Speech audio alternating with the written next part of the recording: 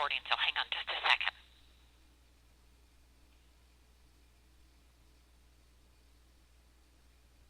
This conference is being recorded. Hi, welcome to the call tonight. We've got a special training call, and this is generally our fast track call on tonight. And this is Terry Hess. I'm a Senior Director 3. And we've got a special guest with us tonight, Beth Schomp, and I've asked her to hop on our call and give us a little bit of training. She's an Executive Director 6. We've known each other for, gosh, that's quite a few years. It's gone on a lot of years now. Yeah, so we were just having a little conversation yesterday, and it evolved into this training call, so I'm really thankful that you have joined in and opened up this whole line to everybody, and if you want to, you can take it away. Sure, absolutely. Are you good? Okay. Good. So Terry and I were chatting, and, it's always good to kind of get a finger on the pulse of what's going on in your business, in your organization, and, strengths, things that people are doing really, really well, and, of course, things that maybe need to be tweaked. And so it was brought up that, maybe we need to do a little bit of training on closing from the presentation, because, it can get kind of frustrating if you feel like you're bringing people to a presentation and not closing them, and there could always be a variety of different factors. If that's happening several times, it could be maybe the circle you're fishing in. Maybe it's something that we need to change the whole pond for you. But assuming that those are not the issues, that these people are getting good presentations, but you're not effectively closing, what can we do to change that? So let me just give you some tips, some mindsets. You really need to get yourself in the mindset of what we call the posture, that you're going into this presentation with expectations that your customers are going to sign and that they're going to open up an account that night. And it doesn't always work out that way. Sometimes, it doesn't, but they at least should be opening up an account within a day. And so, especially as a presenter, I will tell you for me, that I will go into a presentation thinking, okay, everybody there is going to open up an account. That is my goal. And when I'm doing the presentation, and if you've listened to my webcast, like last night, you'll hear I'm, trying to, even on a webcast, trying to get some kind of engagement with that customer so I can get a feel for where they are. Every one of you are sending me RSVPs, as you are Terry, a little bit of information about who your person is. You should know them better than we do. If we're doing your presentation, you should know that person like the back of your hand in terms of why they need Melaleuca. You need to have that sense of conviction and that they're going to see that light. So, for me, one of the things, and again, I'm assuming that some of you all are doing your own presentations and not closing. So if you're the presenter and you're not getting those sign-ups, if you're not getting those enrollments, then let's visit that for a second. And if let's just say, for instance, because I know that some people are still kind of new on this call and you're not doing your presentations, this is good presentation training for you. So you really want to not only start your training with the expectation that, yes, these people are going to open up accounts today. I mean, you've got it. That belief system is just going to come through in everything that you do and say. But the second thing is everything you're doing throughout the presentation, when you're talking about Melaleuca, as you're walking them through the store, as you're explaining the details of the membership, as you're walking them through the revenue sharing, you're really closing all along the way. I try to feature products in the value pack so that not only are they opening up an account, they're going to get a value pack because those are the products that I have featured, or at least most of them. It needs to be personal, and this is what I was kind of making reference before. I went up to Pennsylvania the other day to do a presentation for Annie Anderson, and Ann did a great job of communicating to me who her guests were and what she thought their hot buttons would be. And, and because I knew one of them in particular had children and had some eczema issues, and she's a very frugal woman. She's very intelligent, and so what I had to do is incorporate into my presentation, making sure that she saw the value all throughout the presentation, and so I didn't just talk about pricing. I talked about the how getting free product, that really helps your pocketbook, and about the extra benefits of the membership, not just about the products, but how I've gotten money back from shopping online as a Melaleuca customer. I have saved money, $25 a month every month, because I use Melaleuca Security instead of ADT. The fact that I have saved so much time, and not to mention gas, by shopping with Melaleuca. So because I made it personal to her, not only did Kim open up an account, she's partnering with Ann, and I'm going to tell you, we're very excited to have Kim come on board, because Kim is the type of person you want to have on your team. This is going to help her financially. I'll tell you another way to help close with this. When it got to the revenue sharing, the very beginning part of that, I said, Kim, I don't know that this part is going to appeal to you, but let's just pretend it did. Let's just pretend that it did, and you and I partner together. What kind of income on a monthly basis would get your attention? What would make a difference for you? And she said $1,000. And I said, okay, I can work with that. So I actually started the revenue section with that question. And I really felt like I could, because her body language, she just kept getting, she was on the edge of her couch, because by the time I got there, because I was really, I was on target for her. And that's, I think, one of the mindsets that you want to get yourself into is this is not about you getting an enrollment. This is about helping your customer see the fit. That's what this is all about. It's got to be about them. It's not about you. It's got to be about them. And then when you see their excitement, it just makes you want to do that much more of it. I believe in overcoming objections along the way. So, for instance, the way that we do the delivering wellness presentation, by letting people know up front in the first 2 or 3 minutes that this is a shopping club, and if you do decide you want to shop here, we're going to ask you to shop once a month. But that's because this is how we keep our costs low. So we're letting them know that from the very, very beginning. And then when we go back and repeat it again toward the end, it's now making a little bit more sense. Sometimes people need to hear the same message several times, and that's one reason why we'll do that. We'll say it in the very beginning, and then we say it at the end. Now, before we explain the 35 product points, we're asking, and I even do this online, give me a ballpark figure, what you believe that you're spending on a monthly basis, and then I go off and list 20 to 25 products. And most of the time, I mean, they'll guess a little low, but it's not grossly low. I mean, I did have somebody last night, who was a mom of 3, who said she thought she spent $100, so I had to let her know she was really, really out of the ballpark on that. But most of the time, they're really pretty much realistic with it. So when they're saying $250, $400, I've had people say $800 to $1,000, which is on the high end. But when there's $250, $150, $300 that they're already spending, then I can say, so see, all Melaleuca asks is for you to take maybe 50 to 60 of the 300 you're telling me you're already spending. And let's just redirect that to better products that are going to offer you better value. So you can help close your presentation at the end if you're closing along the way. Now, let's say the presentation has come and you're at the very, very end.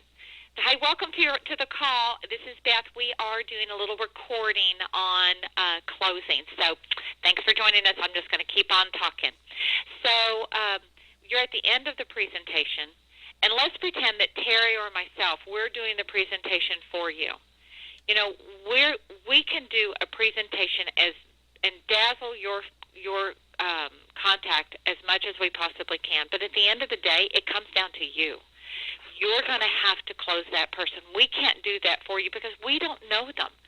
They know you. They're looking to you for reassurance and guidance. They're looking to you for confidence and posture and belief.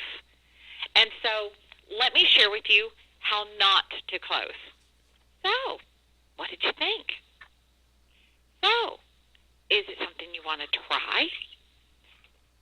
That's really not assuming. We started off this little training with starting it with expectations. So when you're there, it's like, okay, so where do you see yourself? Are you a 1 or do you see yourself as a 2 or a 3? You need to close with the expectation that, of course, you're going to have an account. It's just that how are you going to participate? So you really want to make sure that becomes a habit. So how do you want to participate? Do you see yourself as a 1, a 2, or a 3? And I really do try to tee that up for you when I do my webcast. The person is going to call you. I try to do that. I can't tell you that I do that 100% of the time. I think I only remembered if I did it last night. But I try to tee that up. That should be your close. And when you ask it that way, almost all the time, they're going to give you a number. So therefore, that makes that part easy. So then from there, your transition is, well, let me show you the membership kit. And go and use that as your physical transition. Here's our catalog. This is how we set up an account. There's our 2 forms. And it's really simple. We can actually just do this in like 5 minutes. And so sometimes they might say, well, do I need to set it up today? Because that's not unusual that somebody might ask. And we never want to push. No, we don't want people to feel like they're in a corner. So my response is, no, we don't have to. But quite honestly, most people will go on and do it just because why procrastinate it? Why add it on the list of things to do tomorrow? We can do this really, really fast. And, I really try to appeal to their sense of time management. Now, sometimes you're going to get responses of, well, I need to run it by my husband. And I hate that when I hear it, and I get it too occasionally. And this is my response. I have to show respect because, maybe that's how they do make their decisions. I don't think most households do. I think that's just a natural knee-jerk reaction of, am I supposed to think this over? Can it be that simple? And what did I miss? I think that's really what's going in their head. So, but I don't know. So this is what I say. I'll say, sure, absolutely. I totally get it. But let me ask you a question. Does your husband do the grocery shopping for you? Listen to the response. Because, no, I do it. So, okay, all right. So let me just prepare you what you're going to run into. Because when husbands aren't involved in the shopping, and, some are, but most of them could care less. You're taking an activity, which is shopping, which he doesn't like, and now you're asking him to be involved in it. And so if I were your husband and you came home to me and you said, honey, I met this woman, I've never met her before in my life, and she's with a company that I've never heard of before, and I can't even really pronounce the name of it, and she wants me to spend $29 to shop at her store when he's thinking the grocery down the street is free. And, by the way, I have to shop there every month and I have to spend a certain minimum every month. Do you really think he's going to give you high fives and say, way to go, honey? And not to mention the fact it's on the subject of shopping, which he really doesn't like, and you're talking about change, and he doesn't like that either. So when I say it like that, they're just rolling on the floor because they can so picture, yes, you're right, my husband's going to think I'm a fool. And my whole thing is, you do it the way that you want to do it, but let me just make a suggestion. See, by this point, I feel like I can do that. I've spent an hour with them, and they've seen my body language. They've seen I've built a trust with them at this point. You should have more trust with your customer than I do as a presenter. But I'll say, this is my suggestion. This is totally risk-free. You can't say that too many times. You have nothing to lose. We could open up your account, get these products in your house. I guarantee you, if you don't tell your husband, he'll never notice the difference. He'll never, ever notice the difference. So if that's one way to respond to the husband thing. Now, let's say that, she says, I need to go home and talk to my husband. And you say, okay, well, sure, I understand. I mean, does he do the shopping? Well, no, but, we make all our decisions together. Or we share in that. I do, absolutely. I totally get that. But let me make a suggestion. Your husband really needs to hear this from me. Because, it's a really skeptical world out there. You're going to go home. He's going to think this is like an Amway. And that's when she volunteers. Well, he already told me that he thought it was, and then he told me not to spend any money. Okay, great. I get it. I so get it. But this is the thing about Melaleuca. Can you see that there's value here? Can you see the benefit for your family? Tell me how you think you would benefit from this. Okay, great. Well, your husband hasn't seen any of this. You learned all that from what I communicated. So he really needs to let me explain this to him. Do you think he'd be open for that? Because some men won't. And if she says, oh, no, he just, he won't have, he's kind of a control freak that way, then my response is, okay, then if he's going to be that way, then if he gives any answer, when you go home and say, honey, I am going to be trying this new store in town, and we're going to be having some different brands around the house. I know you could probably care less, but it's a way for me to save some money. So just want to let you know we're going to do that. Is that okay? If he gives you anything other than a yes, then you tell him he has to talk with me, because you are now asking him to make an educated decision over something he's not educated on. So just really what I do, guys, is I listen to them. I listen, and then I just try to, help them through this a little bit. Chuck is on the phone tonight, and Chuck, I'm going to tell the story. I'm pulling up the text. Chuck did a presentation for a friend of his on Saturday or Friday or Saturday, and his name is Darren, and Darren wanted a little bit more information, so Darren listened to my webcast last night, which frankly I thought was very good. And so let me see here. I texted Chuck, and I said, what were Darren's thoughts? And this is what Chuck said. He liked it. Darren says he liked it, but wanted to do some research.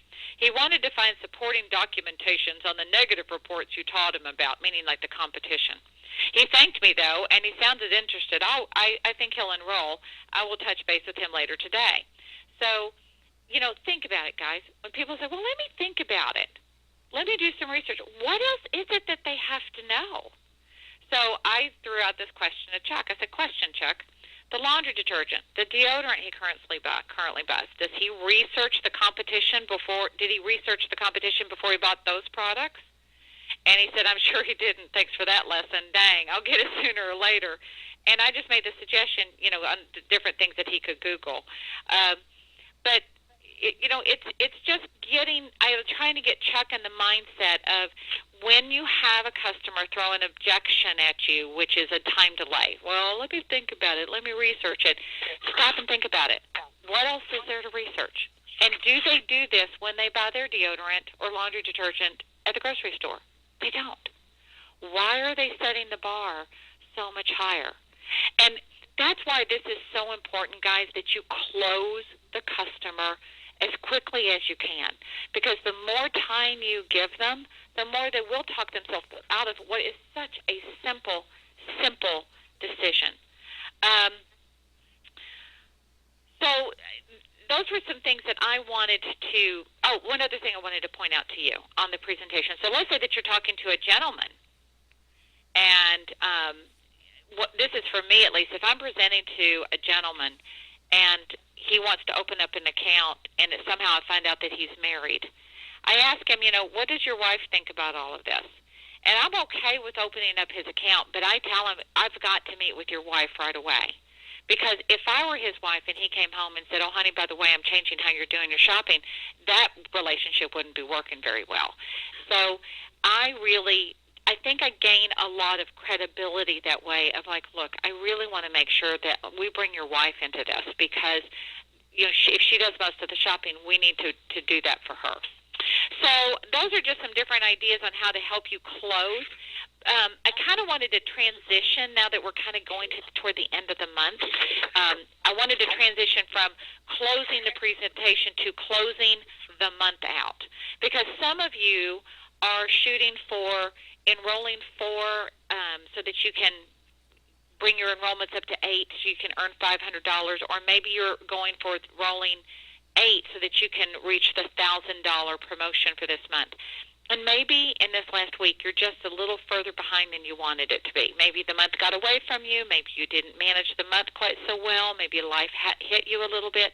Let me tell you guys, you can do anything that you want to do. It's just a matter of you really putting your mind to it. You have to really decide once and for all what it is that you want from this business.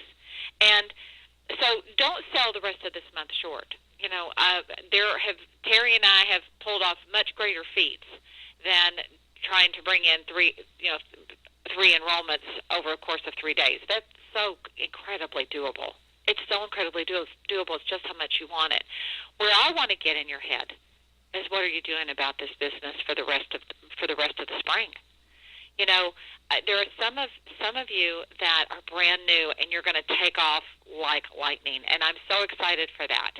There are some of you that have been sitting at the same position for a year or two or longer. And maybe you're happy with that, but I don't think you are. You wouldn't be listening to this call. And so I really want to encourage you to finally make a decision. Don't just be interested in building your business. Get committed to building your business. It doesn't take a lot of time. It doesn't have to take a lot of hours, but it does take a commitment, and it takes dedication. And when I say that, I'm not talking about 40 hours a week. It takes whatever it is that you are going to give, you're going to dedicate to it. And maybe that's only 5 hours a week, but those 5 hours a week are used really well, and that means in presentations, booking presentations and doing follow-up, and booking presentations and follow-up. But if you're still working on getting organized and reworking your contact list for the 60th time, there's a big, big disconnect, and it's time for us to be, big boys and girls and really work this business. Living here in Washington, D.C., all they're talking about is the sequesters, the layoffs that are going to hit the government. And, you in your neck of the woods, you may have been dealt with other areas of how the economy's been bad. Maybe it's hit you personally. Maybe it's hit some people in your family. I will tell you that Russ and I have never, ever once had any kind of a sleepless night over the last few years over what's going to happen with us and the economy. And it's because we take our business seriously. We have faith and confidence in Melaleuca. Of course, it shows up in our paychecks. But it's because we work our business. I make a very healthy income, but I don't take that for granted. I still work every week, every day, to make sure that either I'm providing for my family or I'm helping you provide for yours. And so whatever your life situation is, I want you to imagine where you want it to be. And let's really start making those dreams come true with what March and April have to come. So I want you to finish this month strong. Whatever you do between now and Thursday, that's just going to set you up for March. And if you can't close your customers between now and the end of February, start booking in March. Big mistake to wait and see what the promotion's going to be, and then I'll pick up the phone, and then I'll go to work. Start booking now for March so that when March 1st hits, you're that much more ahead of the game. Because March and April are always the fastest growing months in our company. They just are. It doesn't make any difference what the promotion is. It's the time of the year, and you don't want to be left behind. So, Terry, I have talked for about 25 minutes. Is there anything else you'd like for me to add, or questions you want to answer or ask? I think that was a great call. You covered most of the things I wanted you to cover. Is there anyone you want to open it up to questions? I'm fine with that. We can take 5 minutes of questions. Okay. Anybody have any questions they want to ask us? They're so shy. Really? If you want to unmute, you press *6 again. I think they're all I have a question. This is Belinda. Okay. Hi, Belinda. How are you? I'm doing well. I had one of my enrollees asked me about someone she's been talking to that she found out had been working with Melaleuca in the past. Mm-hmm. Well, she had been a customer, and she wanted to know if that customer, I'm not real clear. If that customer, can that customer change organizations? They had not been building a business, but after my customer has been my personal has been talking with her, she's kind of thinking that she might like to do that. Is that possible in Melaleuca? Melaleuca there is a way to do it. They don't necessarily make it easy, and this is actually for all of our benefit. You know, okay. Melaleuca has some stipulations and rules in place so that if somebody does want to change enrollers, they have to close. There are organizational changes where you can move people from around, and it's from one place in your organization to another. But this type of an organizational change probably wouldn't work, because chances are that his enroller's not going to say, "Oh, sure, you want to leave me? Yeah, go right ahead." So what the customer would really need to do, and this is how it's done, and actually there are people on this call tonight that were in another organization that they didn't feel they were getting the support that they needed, and they followed these rules. They canceled their membership. They have to wait a minimum of 6 months in order to change enrollers. And if they were a director, in this case it's not, but if they're a director, they have to wait even longer than that. But if they've been just a customer, they cancel their membership, they wait 6 months, and then they can re-enroll underneath a new enroller. And Melaleuca has that. It may seem like, oh, gosh, it's just so inconvenient, but they really do it to protect your business too, so that somebody else just doesn't come back and go, oh, well, I can do so much better. So they do it for integrity reasons. It's a good thing to do. Okay. Can I ask a piggyback question on that? You sure can. What if, because I have a friend who, they use Melaleuca products, and her and her husband signed up, and it's a joint account, and they've never promoted it, but they have since split up, and they're in the process of getting a divorce, and she wants to get it in her own name first, but then she also wants to start promoting it. Okay. Does she have to go through the same process? I think what she can do, and I'm not an expert on this one, but my first counsel would be call Melaleuca and ask them. But if she's wanting to stay with the same enroller, she's not wanting to change. Once they're divorced, I believe she can have one of their names can be removed from the account. I just don't know the process of how that's done. Okay. So, assuming that, like in this case, if they're your personal, and they want to stay, she wants to stay with you. She joined, she's been a customer for 13 years. In your organization or someone else's?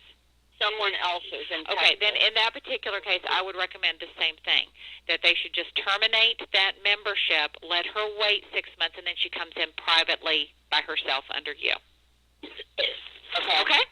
All right, that's what I needed to know. Okay. Sure. Any other last-minute questions? Okay, guys, so is there somebody else that just said something? No, that was me. Thank you, Beth. Let me tell you what the playback number is. Okay. In case